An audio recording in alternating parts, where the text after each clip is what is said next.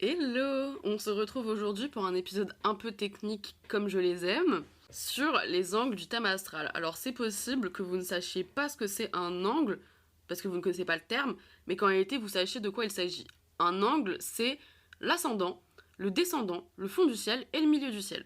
Donc l'angle que vous connaissez toutes et tous, c'est évidemment l'ascendant. C'est à partir du calcul de celui-ci qu'on va calculer tous les autres angles. Donc c'est des angles puisqu'ils vont venir justement structurer le thème. L'ascendant, c'est l'horizon est, le descendant, c'est l'horizon ouest, le fond du ciel, c'est le nord de votre thème astral, et le milieu du ciel, c'est le point le plus au sud. Et oui, le thème astral, si vous avez remarqué, se lit à l'envers. Donc quand vous le regardez, vous dites l'ascendant, c'est plus l'horizon ouest, mais en fait pas du tout, c'est l'horizon est. Voilà, tout est à l'envers, tout est inversé. Donc ces angles sont en réalité le début de maison. On appelle ça des cuspides, c'est-à-dire que l'ascendant, c'est la cuspide de la maison 1. C'est le point qui détermine que votre maison 1 commence à 12 degrés de je ne sais quel signe, par exemple. Et donc ainsi, l'ascendant commence la maison 1, le milieu du ciel commence la maison 10, le descendant commence la maison 7, et le fond du ciel commence la maison 4. Bon, pour que vous puissiez vraiment bien comprendre, je vous conseille d'avoir votre thème astral sous les yeux. Normalement, les angles, vous allez les repérer, puisque les cuspides sont en gras. Normalement, l'ascendant, il y a écrit en gros AC. Le descendant, c'est très simple pour le trouver, il est pile en face. Et le milieu du ciel aussi est normalement mis en valeur, c'est tout en haut de votre thème astral, et il y a écrit MC. Et donc le fond du ciel, c'est très simple à trouver, c'est juste l'opposé du milieu du ciel. On appelle ça les angles parce que ce sont les 4 maisons les plus importantes du thème astral, puisqu'on dit que ce sont celles-là qui vont structurer la vie de l'individu. Donc pour faire court, pour introduire l'épisode, l'ascendant c'est vous, c'est votre personne, le descendant c'est les autres, l'altérité, votre rapport à l'autre en général, le milieu du ciel ça va être votre rapport potentiellement à votre profession mais pas forcément, c'est plus la manière dont vous allez vous réaliser profondément. Donc certains ça joue dans la profession, d'autres pas du tout. Il peut avoir l'idée de vocation avec le milieu du ciel pour certains, d'autres encore une fois pas du tout. D'autres leur vocation ça va être d'être mère au foyer par exemple, ou de créer une association en dehors de leur temps de travail. Donc ça peut être vraiment extrêmement large, et le milieu du ciel va nous parler de votre réputation et de la manière dont vous allez être perçu par les autres. Surtout les autres que vous ne connaissez pas forcément. Ensuite on va avoir le fond du ciel. Le fond du ciel, lui, c'est une maison beaucoup plus intime. Le fond du ciel va nous parler, donc quand je vous dis le fond du ciel, c'est le fond du ciel, mais c'est aussi la maison 4 du coup. Va vous parler de vos origines, de vos ancêtres, de là où vous venez, de comment vous êtes bien chez vous, où est-ce que c'est chez vous, est-ce que vous êtes attaché ou pas à la notion de famille, à la notion de conserver certaines traditions. Ça peut aussi vous montrer comment vous aimez décorer chez vous. Voilà, votre maison 4, c'est votre cocon, c'est aussi votre éducation, c'est les bases qu'a posé votre famille, le contexte familial de votre enfance et le contexte général aussi de votre enfance. Donc voilà, ces 4 points nous donnent énormément d'informations. On dit voilà que ce sont les maisons les plus importantes et de ce fait, n'importe quelle planète qui est au niveau d'un de ces angles, surtout si elle est conjointe à l'angle, c'est-à-dire à moins de 10 degrés de l'ascendant, descendant, milieu du ciel ou fond du ciel, dans ce cas, enfin pas systématiquement, mais dans énormément de cas, on peut suspecter que cette planète soit une dominante dans votre thème astral. Si vous connaissez pas du tout la notion de dominante planétaire, j'ai fait une série de 12 ou 13 épisodes sur le podcast que vous pouvez retrouver, sur c'est quoi une dominante, comment trouver ses dominantes, et une description de toutes les dominantes planétaires. Évidemment, je me dois de vous dire que ces maisons ne sont pas toutes autant importantes les unes que les autres. La plus importante, c'est évidemment l'ascendant. Ensuite, c'est le milieu du ciel, tout en haut. Ensuite, c'est le descendant. Et en dernier, le fond du ciel. Donc s'il y a une planète qui est conjointe à votre ascendant, ça va prendre plus de place qu'une planète conjointe à votre fond du ciel, logiquement. Comme je l'ai dit à pas mal de reprises sur le podcast, l'astrologie, ce n'est pas un hasard. On n'a pas dit que tel signe aurait tel symbolisme par hasard. C'est un cycle qui est extrêmement complexe et qui a une logique sans faille. Une logique mathématique en termes de degrés, en termes de symbolisme, en termes de tout. Et je vous ai déjà dit plein de fois que l'astrologie fonctionnait par axe. Un signe est en face d'un autre signe. Une maison est en face d'une autre maison. Donc même pour analyser votre maison 1, vous devez passer par l'analyse de votre maison 7. Quel est le signe opposé à votre ascendant? Comment gérez-vous votre relation avec l'altérité? comment gérer, vous, vos associations, la notion d'engagement. Tout ça, c'est ce que va vous montrer votre descendant. Et donc c'est vrai que beaucoup de personnes ont tendance à aller chercher des choses chez les autres qu'ils pensent ne pas avoir en eux-mêmes. Et donc ça, c'est le concept de l'ascendant-descendant. L'ascendant, c'est vous, c'est votre personnalité, c'est votre individualité. Et le descendant, c'est les autres. Imaginez que vous soyez ascendant balance. Ça veut certainement dire que vous êtes quelqu'un qui est dans la conciliation, à énormément prendre en compte la vie de l'autre, à vouloir essayer de garder une certaine harmonie sociale, d'essayer de bien vous entendre avec tout le monde, d'être dans la négociation, d'être dans la discussion, essayer d'éviter la violence, éviter les conflits. Donc ça peut être l'ascendant balance.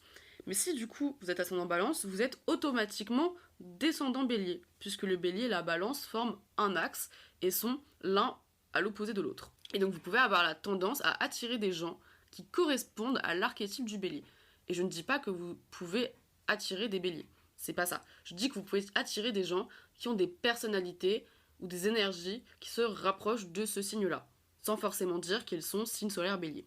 Vous allez donc attirer des gens qui ont beaucoup confiance en eux, qui sont des fonceurs, qui vont pas forcément réfléchir avant de parler, avant d'agir, quitte à blesser, quitte à être maladroit, quitte à pas dire le bon moment, la bonne chose, à un petit peu mettre les pieds dans le plat.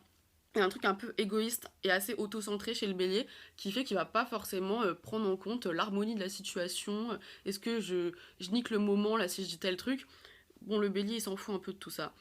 Et vous, en tant qu'ascendant balance, vous vous sentez peut-être davantage équilibré à traîner avec des gens qui ont ces énergies-là, puisque vous ne les trouvez pas en vous. Sauf que, spoiler alerte, tous les ascendants balance ont également une énorme capacité d'affirmation et justement de maîtriser cet axe. Puisque l'objectif final, entre guillemets, ça serait d'arriver à équilibrer l'axe bélier-balance, en tant que bon ascendant balance, et d'arriver à dire, ok, je me prends en compte moi, j'arrive à faire la part des choses, et laisser la place à l'autre dans la relation, d'exister, d'être écouté, mais sans jamais m'oublier, sans jamais faire l'impasse sur moi. Ça, c'est un ascendant balance qui a tout compris. Donc, sauf que c'est assez compliqué, et donc on peut parler un petit peu du descendant comme une phase d'ombre, c'est-à-dire qu'il peut avoir un côté un peu répulsif avec le descendant, puisque c'est des énergies qu'on ne reconnaîtra jamais en nous. Par exemple, moi je suis descendant Gémeaux, en tant qu'ascendant Sagittaire, et parfois, je peux avoir tendance à rejeter énormément mes énergies Gémeaux, et dire bah non, moi je suis pas comme ça, et pour autant attirer grave des Gémeaux, parce que bah moi je reconnais pas en moi ces énergies-là. Que ça soit en termes de qualité et de défaut. Et donc là, pour l'exemple du Gémeaux, ça peut être la qualité d'être hyper sociable, hyper adaptable, et comme défaut, bah, de pas forcément être stable, de pas forcément tenir ses promesses. Ça peut être aussi le descendant Gémeaux. Bon là, je suis très dans le cliché des Gémeaux, excusez-moi, je ne fais pas de bonne pub pour vous là aujourd'hui. Mais bon, vous avez compris, je grossis un petit peu le trait. Et surtout, je ne vais pas rentrer dans cet épisode dans le détail de tous les ascendants, descendants, puisque c'est surtout un épisode général pour comprendre les 4 angles du thème astral. Et d'un point de vue quand même assez technique, puisque j'aime que ce podcast donne des bases et des fondements théoriques en astrologie. Aujourd'hui, on est sur une astrologie sur les réseaux sociaux qui est facilitée à outrance, qui est simplifiée en fait au point de... On a l'impression que l'astrologie est simple, on a l'impression qu'on parle que des 12 signes, on manque de technique, on manque de ressources pour ceux qui veulent aller plus loin, qui veulent comprendre vraiment la technique, les histoires de degrés, les histoires de maisons. Donc voilà, ce podcast, vous le savez, il y a des épisodes qui sont très accessibles aux débutants, je fais des épisodes régulièrement horoscope, etc. Et il y a des épisodes un peu plus techniques où on aborde des notions basiques en astrologie. Puisque les angles, c'est une notion qui est quand même assez basique. D'ailleurs, je vais pas forcément passer 1000 ans sur l'ascendant et sur comment sont calculées les maisons, machin, nanana, parce que j'ai déjà fait un épisode vachement technique sur l'ascendant, qui est le premier épisode d'ailleurs du podcast. Et donc je vous invite toujours à l'écouter, parce qu'il est toujours autant pertinent à mon sens. Ensuite, pour parler de l'angle du fond du ciel et du milieu du ciel, c'est également un axe. C'est-à-dire qu'on peut opposer le fond du ciel comme la vie personnelle, la vie privée, la vie de famille, la vie à la maison, le cercle proche, et le milieu du ciel comme la vie publique, la vie au travail, notre réputation, notre potentielle célébrité. Il y a vraiment ces deux côtés-là. Et donc, tout comme l'ascendant et le descendant, ce sont deux signes qui sont opposés. Avec le fond du ciel, il y a l'idée que ce sont des énergies dans lesquelles nous baignions quand nous étions enfants. Par exemple, en tant que fond du ciel en Capricorne, vous auriez pu avoir pendant votre enfance énormément de responsabilités, beaucoup de devoirs, peut-être être adulte avant l'heure, s'occuper de ses parents, avoir eu pas mal de pression par rapport à l'école, devoir avoir des bonnes notes, devoir être hyper responsable, hyper organisé, devoir vraiment développer ses compétences très jeunes. Et donc quand on arrive à l'âge adulte, ce sont des compétences qui sont davantage acquises, puisqu'on a baigné là-dedans dans l'enfance. Et le milieu du ciel, ce sont davantage des énergies vers lesquelles on va tendre à être vers l'âge adulte et qu'on va devoir apprendre à maîtriser. Donc on reprend l'exemple du fond du ciel en Capricorne. Vous êtes donc milieu du ciel en Cancer, l'opposé. Et ce milieu du ciel en Cancer va vous apprendre que en fait, être doux et être perçu comme quelqu'un d'extrêmement doux, extrêmement sensible, à l'écoute de l'autre, qui prend soin de l'autre, est une excellente qualité. Si on devait donner des idées de vocation à quelqu'un qui est milieu du ciel en Cancer, ça peut être infirmière, quelqu'un qui prend soin de l'autre. Mais prend soin de l'autre, c'est aussi une responsabilité. C'est la responsabilité justement qui nous rappelle le signe du Capricorne. Puisque évidemment, un signe est également le reflet de son opposé, dans un sens. D'ailleurs, je crois que je ne l'ai pas précisé dans l'épisode, mais le degré de votre ascendant, si par exemple vous êtes à 23 degrés de votre ascendant, votre ascendant est à 23 degrés, votre descendant sera également à 23 degrés. Et si votre milieu du ciel est à 18 degrés, votre fond du ciel sera également à 18 degrés. Voilà, les maisons, l'une en face de l'autre, commencent exactement au même degré. Cependant, je tiens quand même aussi à faire une précision concernant le système de domification que vous utilisez. Un système de domification, c'est une manière de calculer des maisons.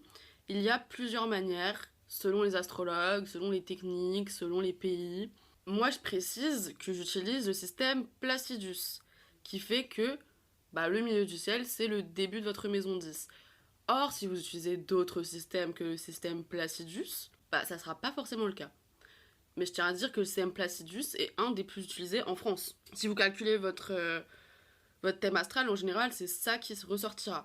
Mais je le précise parce que cette info n'est pas forcément vraie selon le type de calcul. C'était un épisode vraiment vu d'ensemble sur les 4 angles. Je suis pas rentrée dans le détail de tous les angles. Je pense qu'il y aura potentiellement à l'avenir un épisode sur chacun des angles, mis à part l'ascendant car il est déjà fait. Puisque évidemment là j'ai vraiment survolé la question pour parler un petit peu de détails techniques de qu'est-ce que sont les 4 angles en général. Je pense que c'est quand même hyper important parce que ça va vraiment cadrer la vie du natif. Si vous avez apprécié l'épisode, n'hésitez pas à en parler autour de vous, à le partager à vos proches, à laisser des notes sur Apple Podcasts, Spotify, à vous abonner au podcast. Et si vous souhaitez analyser vos angles et le reste de votre thème astral avec moi, vous pouvez directement prendre rendez-vous pour une consultation en DM Instagram ou directement sur mon mail plaisirastral@gmail.com. Merci beaucoup d'avoir écouté jusqu'au bout. Sachez que vos retours à chaque fois me font très plaisir et merci à tous ceux qui écoutent le podcast tous les lundis.